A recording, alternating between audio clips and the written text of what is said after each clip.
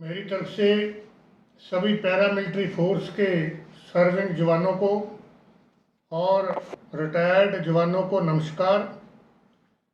आज की इस वीडियो के माध्यम से मैं ये बताना चाहता हूँ कि जो 23 जुलाई 2024 को सेंट्रल गवर्नमेंट ने बजट अनाउंस किया है, उसके अंदर पैरामिलिट्री फोर्स के जवानों के लिए कोई भी स्कीम अनाउंस नहीं की है, जिसकी वजह से पैरामिलिट्री फोर्स के रिटायर्ड जवानों का जो मोराल है वो बहुत डाउन हो रखा है।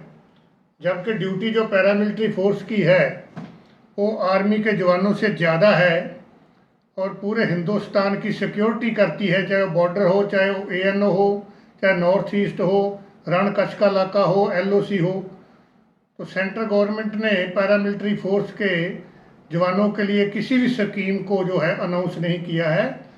और मैं जो हिंदुस्तान की जितनी भी रिटायर्ड एसोसिएशंस हैं उनको ये बताना चाहता हूँ और रिक्वेस्ट करना चाहता हूँ कि वो एक झंडे के नीचे इकट्ठे होके सेंट्रल गवर्नमेंट के साथ जो है इस मुद्दे को उठाया जाए कि हमारी जो मांगें हैं पिछले 15 साल से सेंट्रल गवर्नमेंट के पास लंबित है, उनको जल्दी से जल्दी मंजूर किया जाए।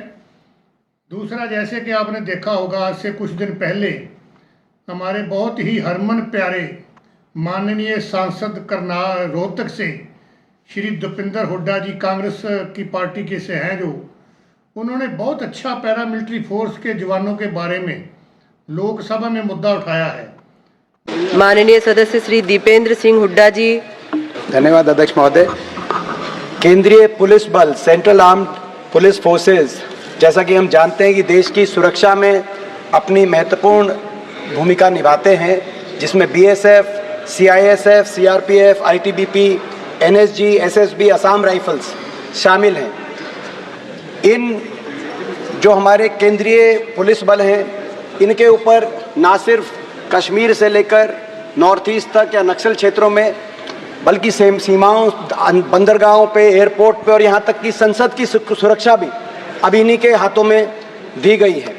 इनके हितों से जुड़ी हुई मैं 2-3 बातें आपके माध्यम से रखना चाहता हूँ। पहली बात, इनकी एक मांग है कि ओल्ड पेंशन स्कीम इनके लिए लागू की जाए, क्योंकि जब न्यू पेंशन स्कीम लागू करी गई देश के लिए तो उसमें कहा गया कि new pension scheme for all employees except for arm forces in the first stage. तो उसमें आर्मी, नेवी और एयरफोर्स में आज भी ओल्ड पेंशन स्कीम चल रही है, जो कि अच्छी बात है। लेकिन उसके बाद मिनिस्ट्री ऑफ होम ने ये क्लैरिफाई किया कि ये जो CAPF हैं, ये भी arm forces of the union है, ये भी भारत संघ के सशस्त्र बल हैं, ये भी आर्म फोर्सेज की परिभाषा में आने चाहिए। इसीलिए इन लोगों की, जब ये जो देश की सुरक्षा दे रहे हैं, तो इनके भविष्य की सुरक्षा करना भी मैं समझता हूँ हमारे देश का सरकार का कार्य है।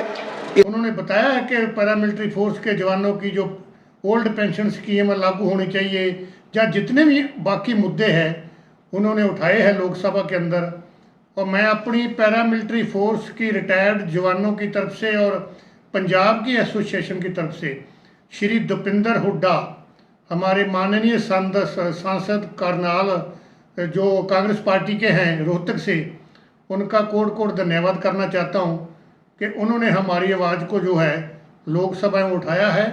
और मैं साथ में एक बेनती और भी करना चाहता हूं कि हमारे जो माननीय कांग्रेस पार्टी के लोकसभा में सांसद और भी हैं, उनसे भी बेनती है कि वो भी पैरामिलिट्री फोर्स के जवानों के जो मुद्दे हैं उनको ज़रूर लोकसभा में उठाएं, ताकि पैरामिलिट्री फोर्स के जवानों का, रिटायर्ड जवानों का जो है मोराल अप रहे। जय हिंद।